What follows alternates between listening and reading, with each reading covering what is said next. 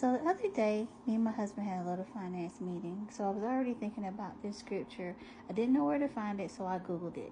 It was about counting up the cost before you start doing something. Yes, I said Google because I didn't know. I never said I was a Bible scholar, so I had to find the scripture. I knew it was in there somewhere.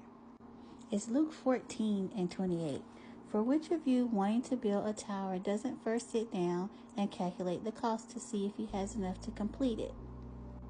Otherwise, after he has laid the foundation and cannot finish it, all the onlookers will begin to ridicule him, saying, "This man started to build and wasn't able to finish." This scripture really has something to do with the cost of following Jesus and the things you may have to give up or may not be able to put before Jesus in order to follow him completely. It made me think about all the things that we have to do financially with our homes and just with life in general. And it made me think of certain ideas and certain things that I'm just not going to be able to do because we counted the cost and it didn't make sense to follow through with that idea.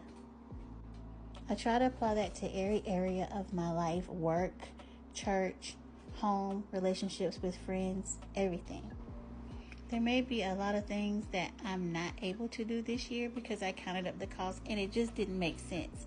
Not only financially, but spiritually, it just didn't make sense. So I tell myself a lot.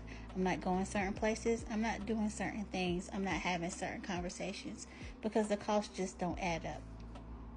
So I urge you, whenever you're going to make a decision, just count up the cost and see if it's going to make sense. It may not affect you financially, but it may affect your spirit, and you always want to remember that. Have a good day. Bye.